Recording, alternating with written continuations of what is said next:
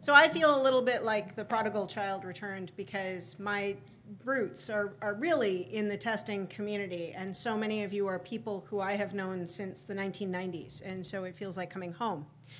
But those of you who know me know that I have spent the last roughly decade hanging out with the Agile community, which is a different community, and we all share many of the same values, but we're not the same community. And so it's kind of interesting coming here, and especially given that I'm going to be talking about the thinking tester evolved, I think that the convergence of the ideas and the values from the two communities is a particularly interesting space to play in.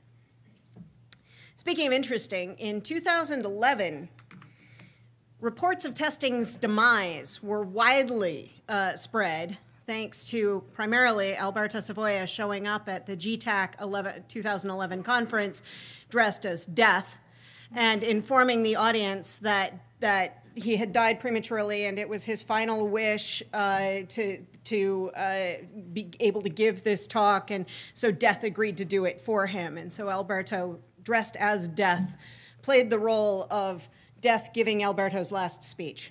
It was entertaining and stirred up a little bit of controversy, these reports that testing is dead.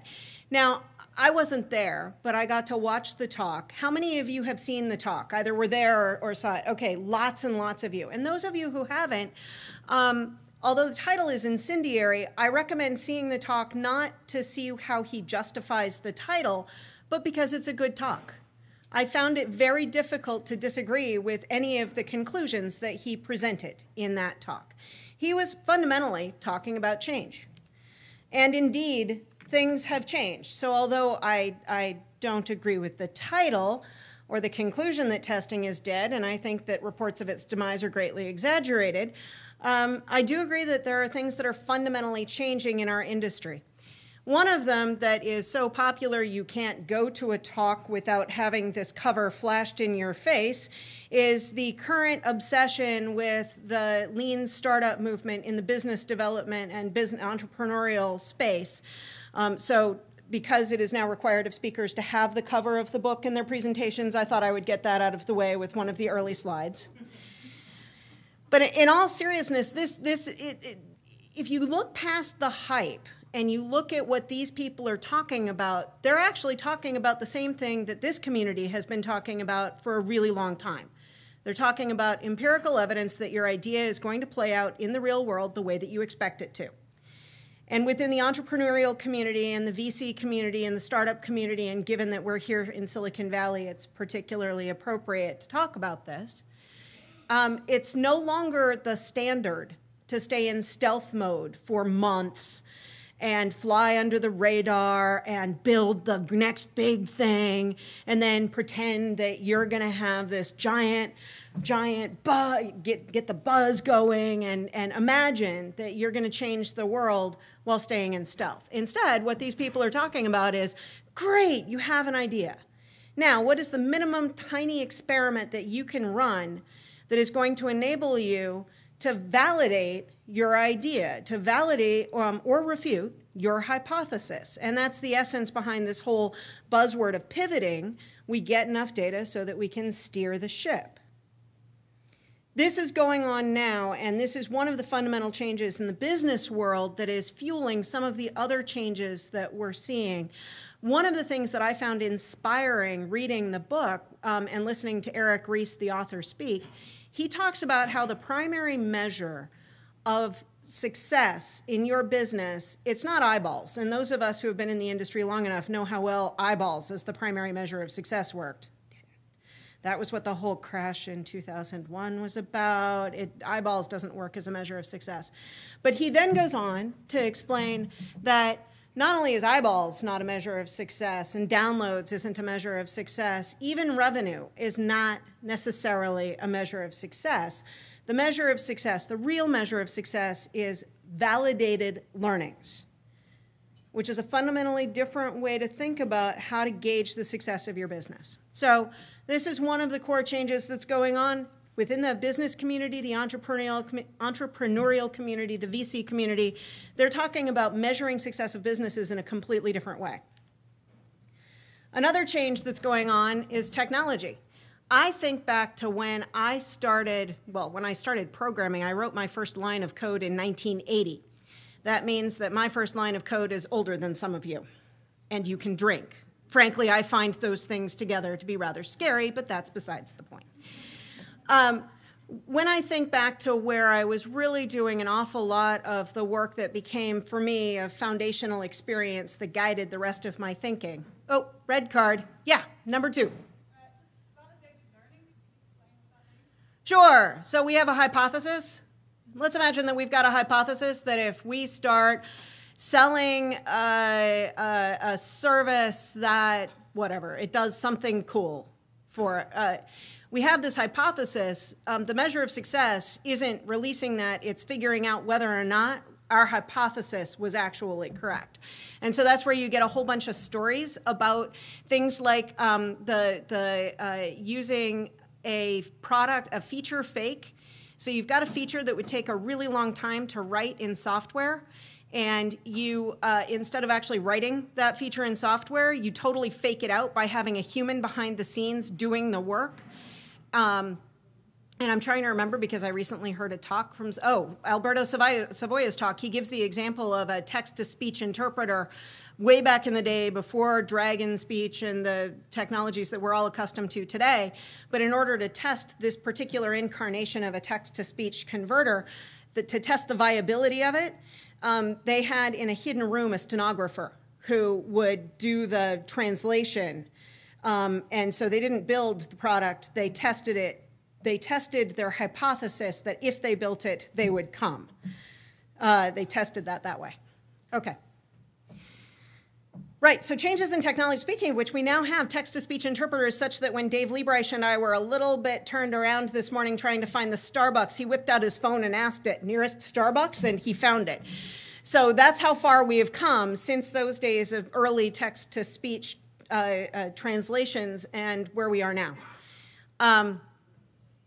I am amazed every day. I feel like I wake up and live in the future. I roll out of bed and I pull out a device that is, in fact, one of them just got given away. I roll out of bed, pull out my iPad from where it's been charging overnight.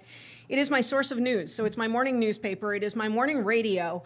It is a source of watching videos. It is my gaming platform.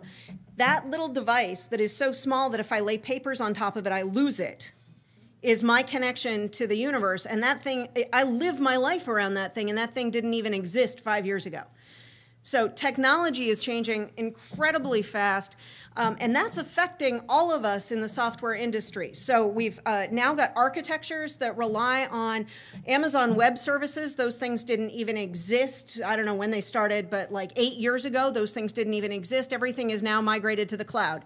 We've got open source packages that as soon as you discover you need something, you go search for a library written in a language that is compatible with your platform, and you will probably find that somebody has written whatever it is that you need already, and you can download it. So we're getting to the realization of the dream of reuse that was promised in the 1980s and the 1990s, but in a completely different way that could not possibly have been predicted back then. On the infrastructure side, when we talk about the way that we build software today, it's so totally different from in the mid-1990s when we saw the rise of the big commercial test automation, record and playback tools. Back then, that was like the hot thing. And now, if you need a test automation tool, you've got a wide variety of choices ranging from commercial to open source, and that divide the problem up in a completely different way. We've got very lightweight unit testing tools that didn't exist that are open source, continuous integration servers, Hudson. I don't care if you use Hudson, Bamboo, or what, Maven, whatever, I don't care. But the fact that you've got these tools that are all pluggable and that work together to create an entire infrastructure that supports development and do things that in my past we ended up having to have entire departments to write custom software to do all of these things. You can now get them for just downloading. So our environment, our ecosystem has changed. Virtualization of test environments. I used to run test labs that were massive rooms with heavy-duty air conditioning so that we could support all of the PCs that we needed to have. Now they'll all run on a single box. So between the architecture changes and the products that we're working on and the infrastructure changes, our world looks fundamentally different today than it did even just 5 years ago. And that pace of change is increasing. So Ray Kurzweil is a futurist who talks about the singularity. And he's talking about the coming moment in time when it is no longer possible to predict what is going to happen. And he talks about the principle of exponential returns. And what we're seeing now is a pace of change that is so rapidly changing itself. What we're looking at here in this diagram is calculations per second per thousand, and that is not a linear scale. That is an exponential scale. So we're seeing that the change curve on every possible dimension. This particular one relates to Moore's law, which has to do with the doubling of computer capacity every 18 months, whether it wants to or not. But every other possible dimension of change, we're seeing that same spiked curve. So not only are we seeing change, but we're seeing that the rate of change is continuing to change. So how on earth could it be that testing today would look like testing looked like in, say, 1998? It can't. It won't. So I think that testing is only dead if you're trying to find something that looked like testing in 1998. It's just different. So I want to talk about those changes. Within our development teams, we're seeing fundamental changes. Even if you're not working in an organization that claims to be doing Agile, release cycles are still, there's tremendous pressure to compress those release cycles. How many of you are working in organizations that release more frequently than once a year? Every single one of you. But when I entered this industry, it was typical to have a major release once a year and then some minor patch stuff, maybe once every 6 months. That was typical. So whether or not you're doing this Agile thing, your time frames are shrinking, right? How many of you are working on tighter time frames now than you were just even a few years ago? Yeah, lots and lots and lots of you. And that's probably across all industries. So we're seeing this pressure to release more frequently. And it turns out that if you're going to release more frequently, you can't do the same thing, only faster. It flat out doesn't work. A lot of organizations that are trying to adopt Agile are trying to do the same waterfall approach. Okay, so we're going to spend sprint 1 doing analysis and sprint 2 doing design. They kind of don't get Agile. And sprint 3 doing implementation. And then sprint 4, that'll be our test and stabilize sprint. Yeah, they really don't get Agile. And then that's how we're going to bring it into a four-month cycle. It turns out that doesn't work. So we end up with fundamental changes to our overall software development process that is in turn affecting us as testers. Shorter iterations where we've got a cross-functional team working tightly together, collaborating. The lines between the roles are blurring tremendously. And the overall result with that tighter feedback, we're able to get to the point where we can release in days or weeks, or actually Andrew Prentice was talking yesterday about continuous delivery. And I got to talk to one of the people from IMVU just last week, and they're releasing multiple times a day. So it's a completely different pace of development, and that means that we've had to adopt completely different practices to support that. One of the fundamental changes that we're seeing that I think is partly a response to all of the changes that I've talked about so far is changes in tester jobs. So my company, it's a tiny, tiny company. You're looking at most of it, but my company, we have done, with the help of my assistant, for the last couple of years, have done a survey. Now, that's not a survey where we call people up and ask them their opinions. It's not a Nielsen survey, and it's not a fill-in-the-web form survey. Rather, it's let's go get job ads. Imagine that we're searching for a job as an individual contributor, tester, or programmer. Wow, that was wrong. Tester or QA person. So the title had to have test or QA somewhere in it. for an individual contributor position, and we filtered out anything that looked like it was a recruiter ad because we didn't want to end up with, we wanted all of the job ads that we looked at to represent actual real positions and not the phishing positions that recruiters will sometimes put out to get people who fit a profile in. Now, oh, and I should also mention this was only in the US. So we were looking for job ads anywhere in the US. We're not sure if our results were biased because we were searching from California, but an awful lot of the jobs ended up being in California. We analyzed those looking for what kind of skills are these people looking for when they go to hire somebody. And one of the dimensions that we were looking at was programming skill. And we decided that it counted as a required skill if it said you are required to, and then it listed one or more programming languages by name. And we did count SQL as a programming language. We did not count HTML as a programming language. So basically, if you could get some control of flow stuff going in there, it counted as a programming language. If it was just markup, it didn't count. So it was required if it said required, and it was considered a nice to have if it said optional, bonus points for, nice to have, something like that. So 2010, we looked at 187 job ads. Of those, 112 named programming skills as a required. That's 60%. An additional 39 or 20% listed programming as a nice to have. So that leaves us with a total of 80%. In 2011, the numbers were 164 ads. We actually had a much harder time finding ads in 2011. I don't want to read too much into that because we weren't actually trying to assess what the job market was like, but I found it interesting that it was harder to find these ads. 102 of those did require programming, so that was up to 62%. Again, I'm not sure that the statistical difference, that it's a statistically relevant difference in number. Another 38 require, or 23% listed as a nice to have, so we're at 85%. Because I don't know and don't have enough trend data to see what the standard deviation is, I'm not going to claim that's an uptick. I'm just going to say that's pretty consistent. Roughly 4 out of 5 jobs, you will be at an advantage if you know how to code. And that's pretty interesting. When I compare that to my experience as a test manager from a decade before, where, well, okay, at the height of the Silicon Valley boom, when it wasn't possible to hire anybody with any experience whatsoever, frankly, I would go for breathing at one point. But that's besides the point. As a test manager, I wasn't necessarily looking for programming skills. I didn't even necessarily consider it a nice to have. It was a tangential and not necessarily relevant thing about somebody, whether or not they knew how to code. So there are some fundamental changes going on here. I was curious because there's a job board out front there, and so I looked this morning.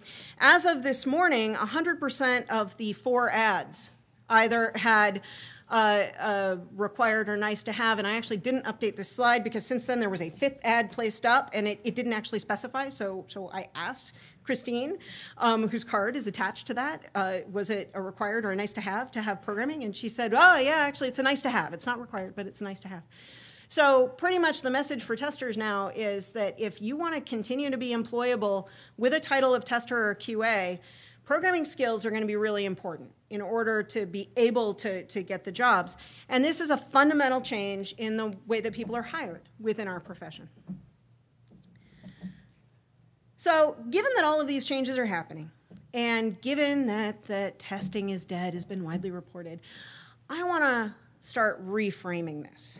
Because I don't believe testing is dead at all. Actually, I believe that it is even more important now than it ever was before. Because when we look at trends like frequency of releases and we look at the rapid change of technology, without testing, we're toast. When you're running that fast, if we don't have testing, then everything is going to fall apart.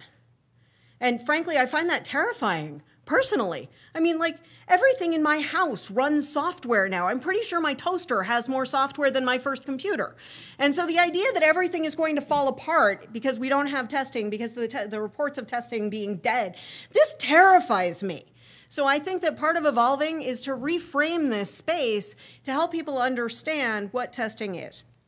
So to that end, I have a definition that I use for what testing is. I view it as any activity that yields empirical evidence about the alignment between three important things. And so to explain those three important things, I need to take a step back from the definition and talk about what's going on when we build software. So at some point, somebody somewhere decides that there's a need. The universe needs this thing, or we as a business need this thing. There is a need for some amount of software. And then we set about on an initiative to create said software. And at that moment in time, we establish intentions around what we are going to do to meet the need. Now, in traditional terms, we might call the original need the requirements, and we might call the intentions the design, but I want to get away from that language because there's too much baggage. Let's just go with somebody somewhere needs some software. We have an intention to create that software, and in the moment that we're intending to create it, we intend to create this subsection of what we perceive as the overall needs, because the needs are always way greater than what we could produce in a reasonable amount of time. So in the moment that we've created, that we start creating it, we now have an implementation. So we had original needs, then we had an intention for what we were going to do to meet those needs, and now we've created something, and we need to figure out if all three of those things are in alignment. If we understood the original needs well enough so that our intentions match the original needs, and we actually implemented what we intended to implement, and then you might think that if this were one of those mathematical things like A equals B, A equals C, therefore B equals C, you might think that it's a straight shot to the business need, the implementation matches the business needs if the intention matched the business needs and the implementation matched the intention, therefore the implementation will match the original needs. Yeah, it doesn't work that way. These things are not commutative. Isn't that the property that I want? Not commutative at all. We can have all of the things in alignment and then produce something that doesn't actually meet any needs whatsoever. So we have to test all three dimensions of that. Or when I say test, I also want to reframe this a little bit. There are two sides of testing, and I'm pretty sure that the vast majority of people in this room know this because it's been a brewing discussion topic since at least 2009, that there's checking, verifying that expectations are true, verifying that expectations are met. And then there's exploring, discovering risks and vulnerabilities and all of the stuff that can go wrong. And in fact, Michael Bolton wrote an entire blog post on this that was marvelous and has a whole bunch of other posts on that same category of testing versus checking. But this is my short self-serving digression to point out that I was saying this actually just a little bit before Michael published it. He might have been talking about it earlier. But on May 18th, 2009, total self-serving here, I said, let's eliminate the word test and replace it with check and explore. Right, self-serving over. So, is Michael in the room? Awesome. You can give me grief for that later. Yes. All right, so one of the places where I got this was actually Brian Merrick. And one of the things that I've learned over the years is Brian Merrick is way smarter than I am. And whenever, in any current moment in time, Brian will be talking about stuff and I'm not going to understand it. It takes me 3 years to understand. And then 3 years later, I go, oh, that's what you were talking about. Now I get it. So whatever he's doing, and right now he's doing functional programming stuff with Clojure, and I'm kind of like, yeah, I don't get it. I'm pretty sure that 3 years from now I'll go, oh, I get it. But I'm not there yet because I'm not that smart. So I recall this story, and I think it's interesting to tell this story in the room, given who's in the room. Hi, Cam. Hi, Michael. Because what I recall is that Brian was trying to find a way to talk about the different perspectives of testing, and ended up sketching this set of quadrants on a cocktail napkin at a bar. Because there were debates about, well, okay, so these Agile programmers are doing test-driven development, but those tests that they're creating, they call them tests, and they call it test-driven development, but they're not really tests. And for me, not part of this debate at the time, it kind of felt like Crocodile Dundee a little bit. Do y'all remember the movie Crocodile Dundee? So you know that's not a knife, this is a knife. That's kind of what it felt like to me. That's not a test. This is a test. Anyway, What I came to realize was that Brian was talking about these different perspectives, checking and exploring, and the original words that Brian used in his matrix, he had the business-facing and the technology-facing dimensions to it, but then he had support and critique as the labels on the columns. And the way I see it, it's really about confirming, so checking that expectations have been met, and then exploring as the other dimension to discover risks and vulnerabilities. And so I want to call that investigating. And so I think that an awful lot of this community specializes in the investigating side of this. But I think that when we talk about testing as any activity that is going to provide empirical evidence as to the alignment between the business needs, the intentions, and the implementation, we need both sides of it. Okay. So that brings us to the thinking tester. I think that every single person in this room, and I don't know every person in this room, so I don't know all of your titles, and I don't know all of you personally, but you're here. And that tells me that you, no matter what your title, no matter what your role in your company, you have the soul of a tester. And to me, that means that I'm betting that every single one of you are analytical, that you can look at something and look at the whole, but then begin to dissect it and notice the pieces and the parts and the relationships between the parts, and you can't help it. You do this on everything. Am I right? Yeah, I thought so. You are relentlessly curious. There is not a mystery that you allow to go by and go, oh yeah, whatever. You have to find out. Now, you're probably also very observant. And this is such an interesting word because you'd think that everybody is observant. Wasn't it Yogi Berra who said that you can see a lot just by watching, and it seems like it's totally obvious? Turns out that observing is one of the hardest skills there is, because to see what is really there, not what you expect to see, not what you hope to see, but to actually see what is there we all filter, but with minimal filters in place. That's an incredibly hard skill. I have a red card, 125. Sure thing.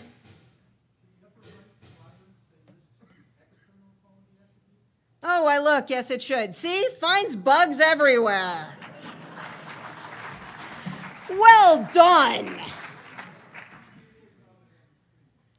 Sorry? Even without being on the screen. Yes, well, I suspect that he found it earlier, and I might just not have seen his red card, speaking of observing. Wow, that's really embarrassing. Okay, but thank you. Yeah, observant. Exhibit A.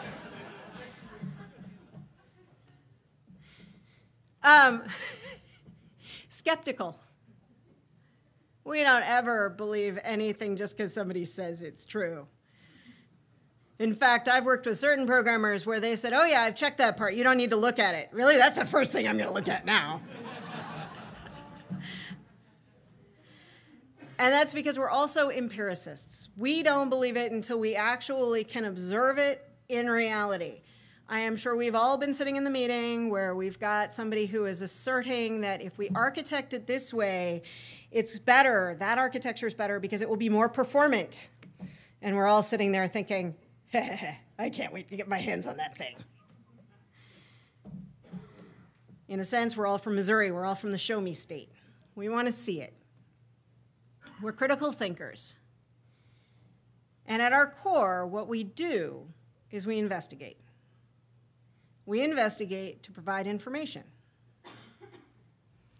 So this is what the thinking tester does. Now, as a thinking tester in a variety of contexts, I can apply those attributes of my personality in a variety of ways, but our contexts are changing. Oh, whoops. And I'm going to go back and talk about how. We're not just testers, though. So I noticed as a test manager that being a tester is really hard because we have to have so many different skill sets. Part of what we do is project management. Part of what we do is programming if we're doing test automation. Part of what we do is almost acting like a product owner. And by product owner, I'm borrowing a term from Agile because I didn't want to have to do the more verbose saying, which is business analyst or product manager or whoever gets to say what the software does. But when I say product owner, I want you to mentally interpret it that way. Somebody somewhere in your organization has the responsibility and the authority to steer the project and say what the thing is supposed to do. That's what I call a product owner. As testers, we might not feel like that's us because that, especially when you get that owner word, and I've heard more than a couple testers here talking about how, well, you know, they did make these decisions and I don't. Well, it turns out something that's really important about testing that I think that no matter what context you're in, it's important to recognize, and that is that we are defining requirements just by the act of filing a bug. The minute you file a bug, you are asserting a difference in the observed behavior and the expectation.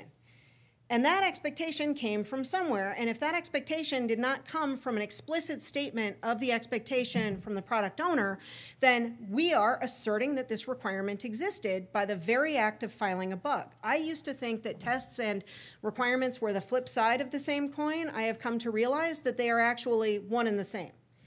Now, it was Ron Jeffries who made me realize that it was one and the same. I don't know how many of you know who Ron Jeffries is, so I'll ask how many of you know who Ron Jeffries is. Lots of you, but not all of you.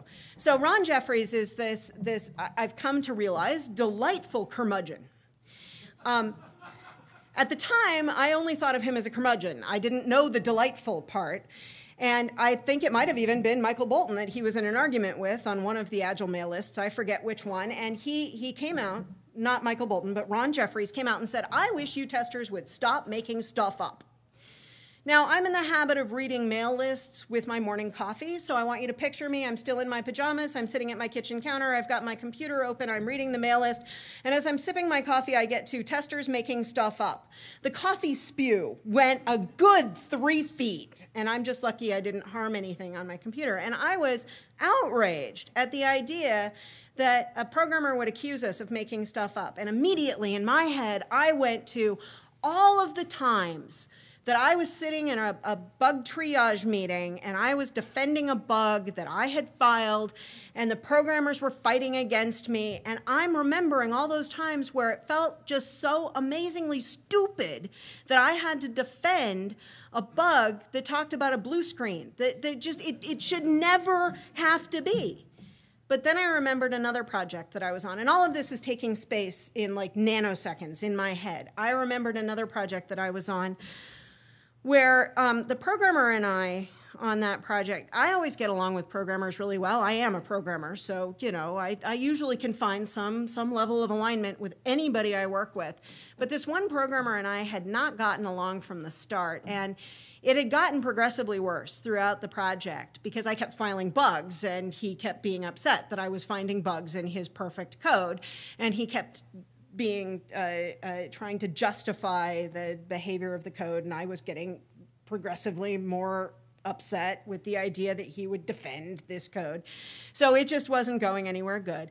Now, this particular code was an HTML interpreter, and it was intended to slurp HTML off of websites, and it could be any site on the planet, and the year was 1998.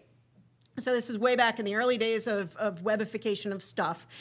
And I started by testing with all the standard HTML elements, so bullet points and paragraphs and horizontal rules and all the usual stuff that was common in 1998. And I found some really nasty bugs, which just like it didn't handle horizontal rules well, and bad things happened when you tried to import a page with a horizontal rule. And I was feeling all proud of myself, which probably didn't help my relationship with the programmer. But anyway, so we get finally down the road in the project, and things have gotten better, and the bugs have been fixed, and for the most part, and I start doing evil things, because I am actually evil. And so I start creating HTML that's totally invalid, like tags not closed and completely invalid tags and all kinds of evilness in the HTML, because again, the use case is import existing sites. We have no control over these existing sites. These existing sites could be as badly formatted as I mean, they could be bad. And I discovered some really bad bugs that like corrupted data and did evil things to the repository that this stuff was going into. And I was feeling very, very proud of myself. And with each successive bug triage meeting, the programmer's stance got nastier and nastier. And he was looking at me across the table like this, and if looks could kill, I'd be quite dead. But finally, this last bug with the corrupted data and invalid HTML, he exploded it. I mean, like, there were little bits of programmer all over the walls. And he, again, remember, the context is I'm reading a news group, thinking about Ron Jeffries, just spewed coffee. All of this is happening in a nanosecond in my head. If it were a movie, it would have been a flashback. So imagine the cinematic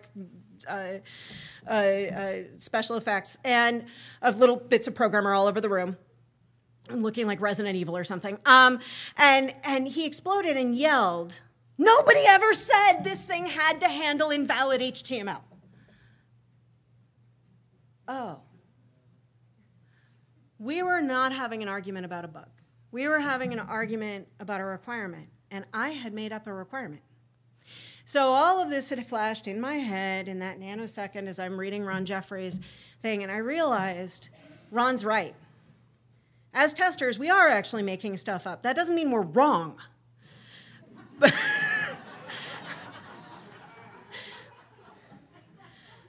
But we actually are. And so we're acting like product owners. And to the extent that we fight against the product owner, we're actually, in a way, challenging their authority. And we need to be aware of that. And in fact, that's what made me realize that we want to be really careful about that, because in most dysfunctional organizations, we can rapidly become the tail wagging the dog and start trying to steer the project from the very back. Now,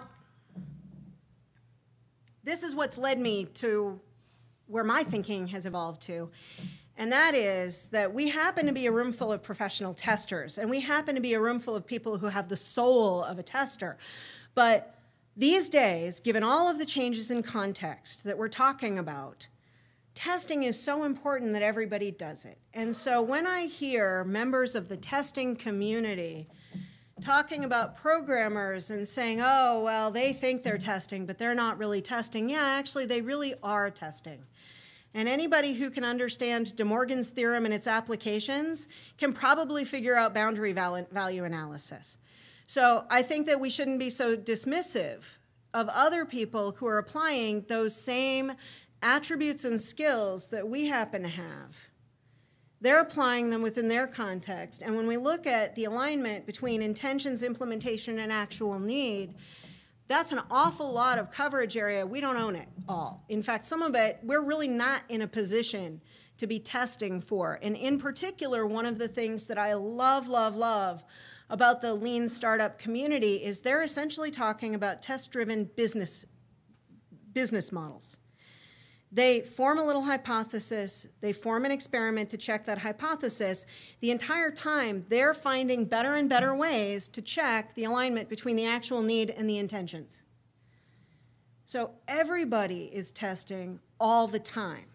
We just happen to be really good at it. And sometimes we can help coach the people that we work with to be better at the testing that they are already doing as part of their job. So it seems to me that the thinking tester evolved sees testing as a team activity. It's not something we own. It's something that we help our organizations do better. We seek to contribute and support everybody that we work with in gathering the empirical evidence all along all of the dimensions that we have to find, that we need evidence or information around. We apply our testing skills in any activity. There is no shame in migrating out of testing into a role that fits where you want to go better. Testers make great Scrum Masters because testers tend to see the whole. So if you want to migrate into being a Scrum Master, a product owner, a project manager, any other role, design, there is no shame. You've not left the testing community. You're merely bringing everything that you are into a new role, because these skills transcend role. We push for tighter and tighter feedback loops. I talked with a test manager not too long ago who argued with me. He said, I hate Agile, it's ruining my life. And I said, okay, well, tell me more. And he explained to me that he really resented having to test early and be involved early in the project because it meant that he was just going to have to retest everything. And he really thought that it was more efficient to test at the end of the entire cycle because that was a better use of his time. And the conversation lasted about 20 minutes, so I am sounding more abrupt than I think I sounded to him, but my final comments boiled down to, it's not all about you, bud. Because the efficient use of his time was not what the business needed. The business needed tighter feedback loops, and they were driving to more frequent delivery of value because that was what they needed in order to support their business. And he was actively trying to get in the way of business value. I know this room does better than that. I'll notice he's not here. But you are, so. Finally, I've heard a lot in this conference about getting our stakeholders to come to us, but I think part of what we do is go to them. We start where they are, and we go to where they live, instead of expecting them to come to us. So, testing's not dead. It is unrecognizable from where it was in 1998 because the context continues to evolve, and we're the context-driven community, so we continue to evolve.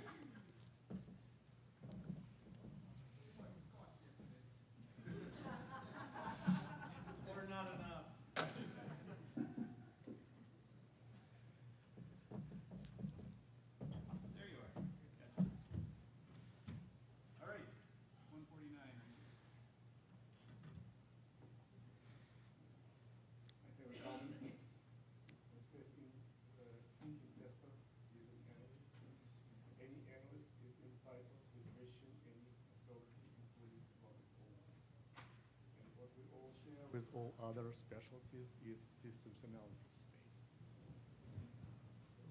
Did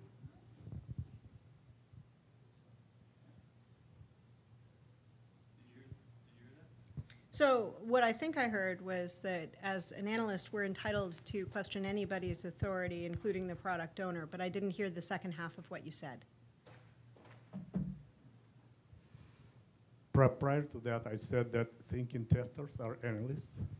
And the last thing was that what we all share with all other specialties, architects, product owners, is systems analysis space.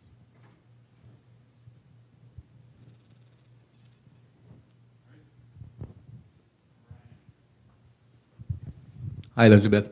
Hi. I think that empirical evidence is really great. I love it.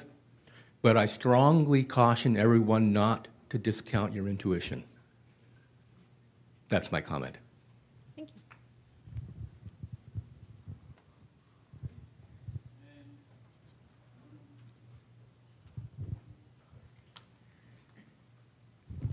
Hey, Elisabeth. Hey.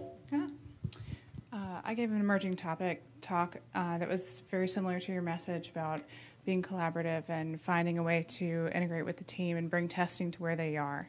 And I have also, I was voluntold to be a Scrum Master last year, so I'm curious about the balance between the Scrum Master role and having a bit of detachment and being a tester within the team and having those two roles going on simultaneously.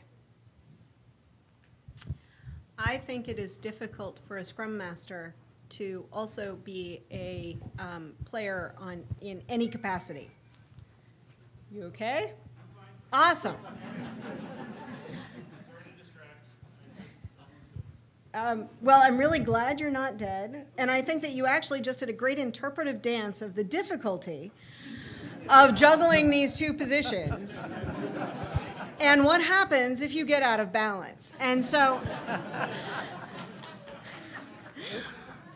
So I think that the tension you might be feeling is particularly acute for a tester, because as a tester, we get to like see where the bodies are buried, and the thing is that can also inform our Scrum Mastering, because we know they're fooling themselves, so we bring that to the forefront, and I think that's a benefit, but it also creates this tension, which is why one of the patterns, if you will, that some people have recommended is not Scrum Mastering for your own team.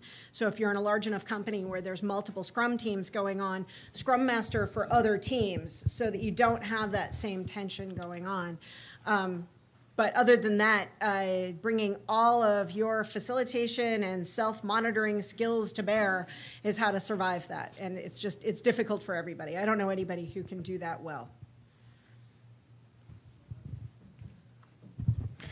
Hi, Elizabeth. I just wanted to follow up real quick. Sorry, I forgot my cards at home, so I'm going E-card. Well, I just wanted to comment. There's something else just came up. Somebody asked my advice about coaching for how to be a Scrum Master and a tester or whatever. But the issue they were running into was how to have consistent enough time to be able to estimate their individual contributor work. So their velocity was all over the place, because sometimes they'd be spending half their time doing Scrum Master stuff, which wasn't technically producing something for the sprint. So they were having a hard time doing the estimation for that. Just as an idea, and some more tension you might be feeling if you're being asked to be a tester or a product manager or whatever, as well as being the Scrum Master. So their own personal velocity? Pardon? Their own personal velocity? Yeah, but just within the team itself, problem. because they didn't know what they could take on for a task, how many points they could personally take on. If they took on this task for the points and say, oh, I'm going to do that, but they didn't know if they could devote their full time to it, because tomorrow they may be stuck doing Scrum Master stuff. So it was difficult for them to know how to like fit into it as an IC. So. Yeah. It's hard, but that's why estimating is a team thing, and I strongly don't like it when they take the sum of the individual estimates, add them together, and pretend that's the estimate for the, yeah. That is a different conversation. 14. Oh, yeah, 14. 14.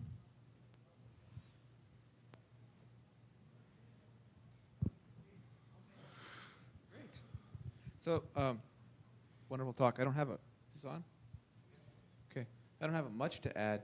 One thing, though, is that with this dichotomy of we as testers find bugs that were either implicit or not even required at all, and then we get into an argument with the PO and the devs, and we're the advocates for quality. And while there may be times where that's appropriate, most of my experience on most of my projects, my goal has been to get in the PO's head really, really well. If you want to go with a military analogy, that's a general staff concept.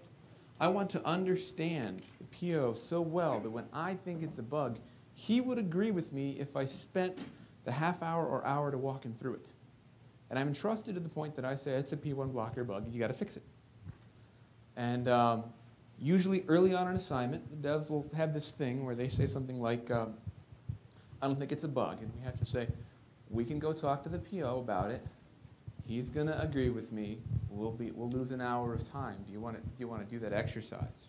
And I'm making a bet, and I'd better be right. But I do think that's a healthier model than this sort of confrontational conflict. I'm right about quality and you're wrong that we tend to fall into. That's all.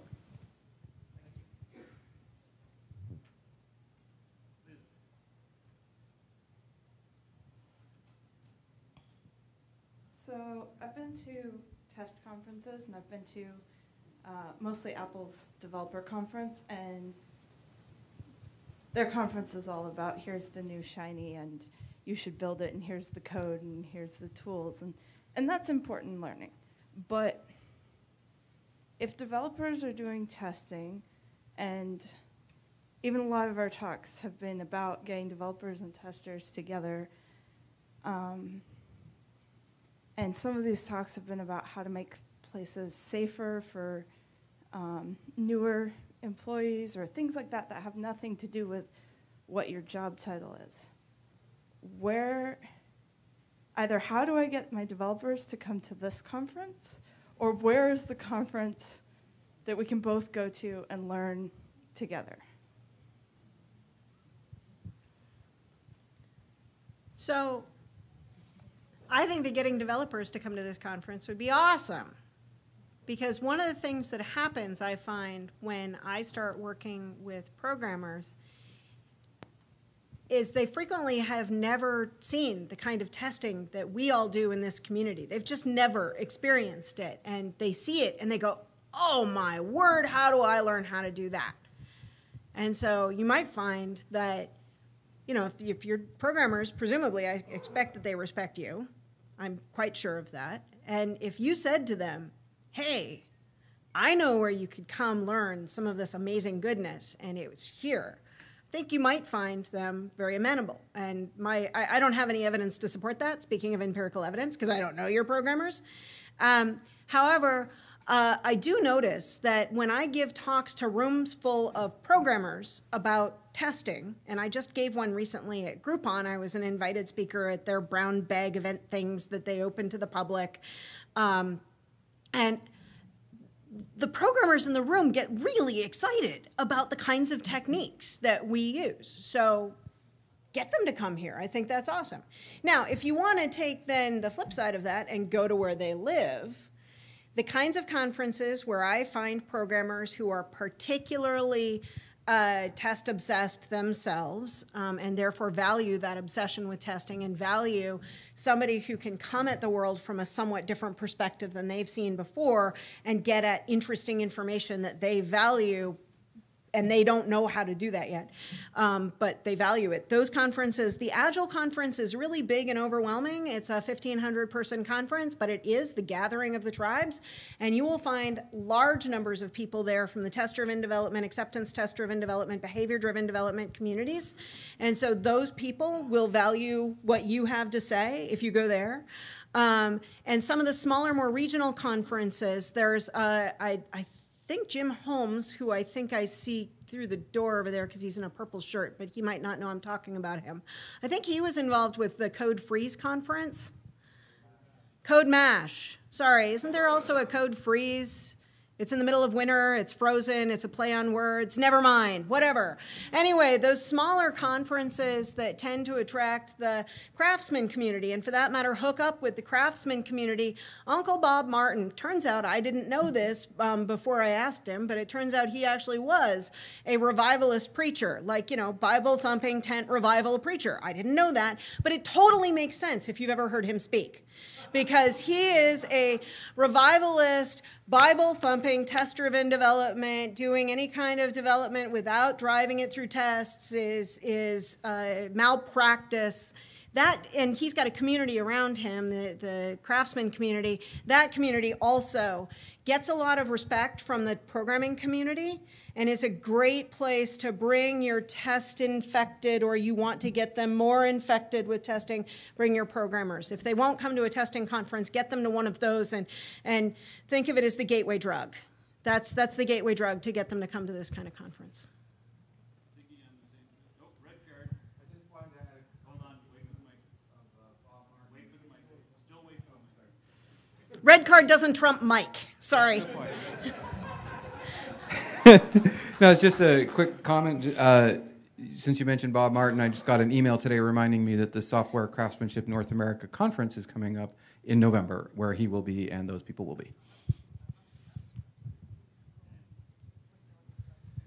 I think it's a great way of test infecting developers is to bring actual really good testing sessions to a developers conference. I don't want to mention my own conference, but come see me if you want to know the name of it. Go ahead, you've got it now. What's your conference? Uradev. It's in November in Sweden. It's not very warm there, but it's a really good conference. And by having explicitly a context-driven test track, I had really good discussions with my developers at my company about the testing that was presenting there. So bringing the good testing craft to those kind of conferences, I think, is also a good idea. Thank you.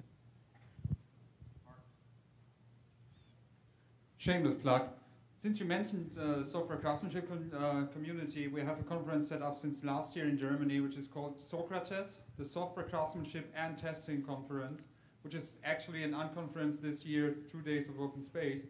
And I've been invited this year to the Scandinavian Developer Conference, which hires a testing track besides programming tracks. What I found actually is that, well, that bothers me a bit, that really few programmers attend actual testing talks.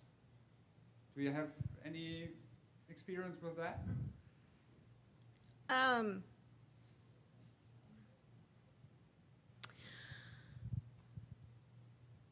I wonder if it's a marketing problem. Because as soon as I advertise a class as an Agile testing class, everybody sends people with QA or test in their title. But if we have a talk on testing, and I'm not saying misrepresent it. It's not like put a different cover on it and pretend it's something it's not. But if you have a talk that is about testing and you can find something to name it besides testing that is still very much an integral aspect of that talk, you might get more developers attending and then they get really excited. But I think that, I don't know because I'm not psychic, but I would wonder if part of the concern, and so here's my hypothesis that if I were doing a lean startup thing, I would want to go validate this hypothesis. My hypothesis is that there is a concern that is keeping them away from those talks, that it's going to be too basic, too much about process, too much about something that they don't care about, and not enough about something that they do care about, which typically has to do with how do I get the pain out of my life as a programmer. So how do I make sure that I'm not getting called at 2 in the morning? And the process stuff doesn't speak to that. But I don't know for a fact that that's the case. I would want to test that hypothesis. And I think we already have data for that with specification by example, which is just a renaming of acceptance-tested development. So Yeah, but guess which one got more popular with the programming community? right. Yeah. Okay, thanks.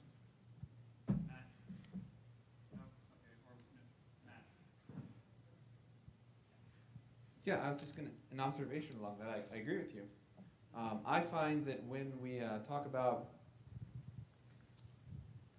testing, my interest is in what are you going to do to know if it's correct, given that we have a finite amount of time and an infinite number of possibilities and need to come to a conclusion without having total. That's a fascinating problem. Like, that's awesome. That's why I'm here. And the developer community tends to want to talk more about how they're going to automate that than what it is they're going to automate. So if you do your talk on fitness, or you do your talk on gesture, or you do your talk on JUnit, or whatever, there's now that everybody knows those, you got to learn the new cool hotness. But you'll tend to get more developers coming to your thing. So how do we get people interested in code coverage, maybe? Right? Statistics, math, but the actual, like, what are you going to test? What are you going to do to find, and then once you've done those things, what does that tell you? That that is an interesting challenge to get people's attention, and let's keep trying. Okay, I'm going to suspend this thread because we have 3 minutes left and I have 3 new topics, so we're going to go to 1:35. I thought we had 8 minutes left. Yeah. I'm not going to suspend this thread.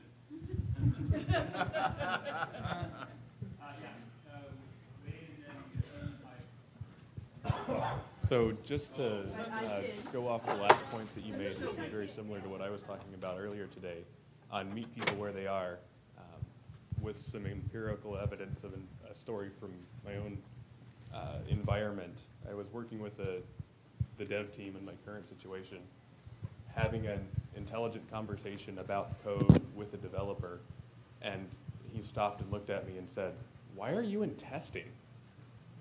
And I took it as a compliment in the situation, in the context that it came, but it was kind of a backhanded compliment of, "Why are you wasting your career?" kind of thing. But if we, rather than trying to get people to come to a conference, be it a development conference, a testing conference, whatever, as we're on projects, as we're working with the developers, I think that's the first step to actually making the next step to come somewhere and listen. But as we make ourselves better, work with the developers to help them realize that testers can be more than just a zombie or whatever title you want to put onto it. That's the first step in making that happen. You were saying that we need more developers here, and well, looking at agile, collaborating, stuff like that, and looking in at this audience of 170 testers, are we doing it wrong here? I don't even know how to begin to answer that. Doing it wrong along what dimension?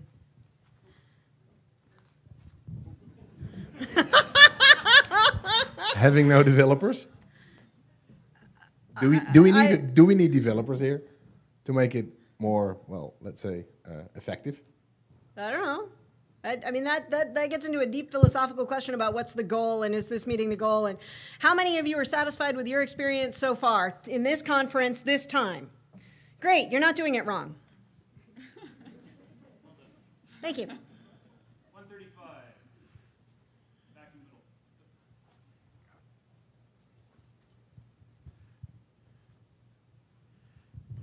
This is my first conference for this particular time, and so I think I held up the wrong card. But me too. So one thing is I am a developer. I was a developer. I've also been a software system engineer and a system engineer, and I'm currently the test engineer. I'm also the Scrum Master. I was the supervisor of the group that I'm the Scrum Master for. And so I have a lot of leverage with these people. We embed the software people with the test people. They are not considered somebody else, some other person. So embedding them all together really makes a huge difference. And everybody comes to the stand-up, everybody knows what everybody else is doing, makes a huge difference. There's a lot of respect. We have a company philosophy that's called test as you fly, fly as you test, because if we crash, it's billions of dollars. So that makes a difference. I think that working with developers, as a developer, especially in the organization that I'm in, I wanted you to find every single bug that I had, because that could be the critical one that caused a crash, and we didn't want to crash. Oh, I work at Jet Propulsion Laboratory, and we launch spacecraft.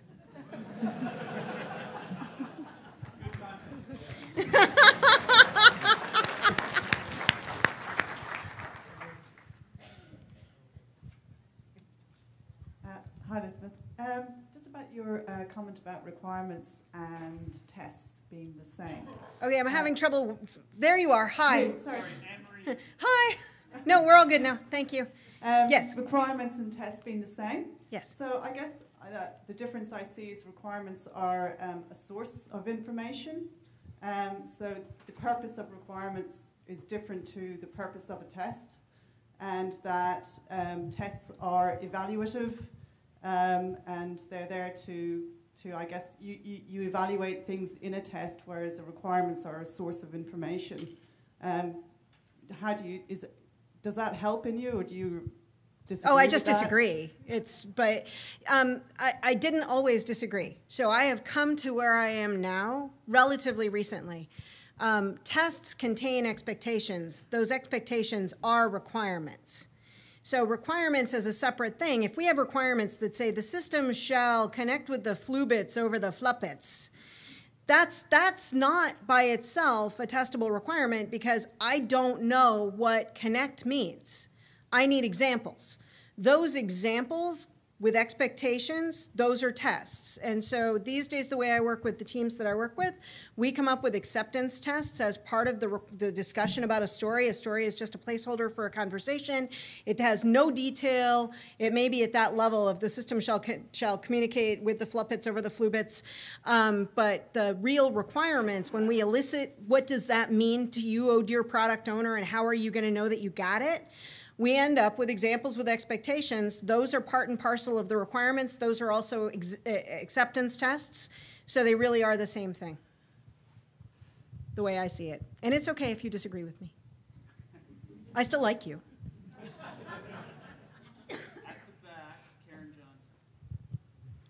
Hi there.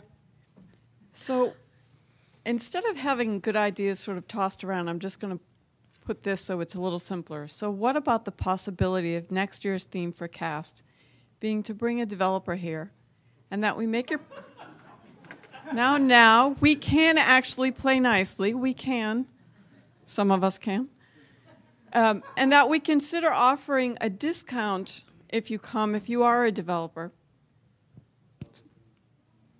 And that we think about doing paired sessions and coaching during those paired sessions so that we make it not just a theme but pervasive from the start to the end of it. I just offer that as something to think about. And just one last comment. It is so great having you here. Thank you.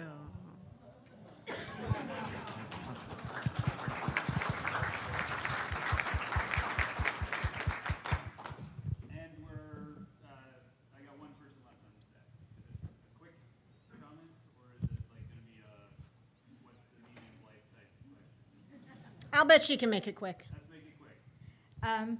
I absolutely agree with some of the changes that you had suggested. Tester jobs absolutely need programming these days. I am one of the people who've posted our requirements out there, but the lay of the land does not give me that kind of people. What's up with that? I don't understand. I don't get it. Okay, I want my soapbox for a minute. I don't think every tester should code. I think that this current trend is really unfortunate because it takes people who are really awesome testers and turns them into really bad programmers. I think that what we bring to the table as a community is all of the stuff I talked about. We are empiricists, investigators, critical thinkers, and I think that we can bring so much more to the table. Now, that said, I think that we've also seen that the context has changed. So if you want to be employable, it's to your benefit to learn how to code. But, and you know, what you just heard, if you want to be more employable, learn how to code because you will be in more demand. There aren't as many testers who code as there are jobs for testers who code. But once you get in there, resist the temptation to do something that you don't love. If you love programming, then more power to you. Keep going. And for that matter, start working on production code, because if you can code well enough to write maintainable test automation, then there is no reason why there needs to be a big distinction between you as a tester and you as a programmer working on production code. But if that is not your passion and the only reason that you picked up the Perl book or the PHP book or the Python book or the Ruby book was so that you could pass the interview questions, then bring your whole self to the table and don't try to fit yourself into the mold of being a bad programmer, because you bring so much more to the table. So what I hope for you is actually that you'll find a way to let the programmers do more of the test automation so that you can take advantage of testers who bring these investigative skills to the table. You have to be somewhat technical, but maybe find ways to take advantage of these people for what it's worth. Thank you for giving me a soapbox. Okay.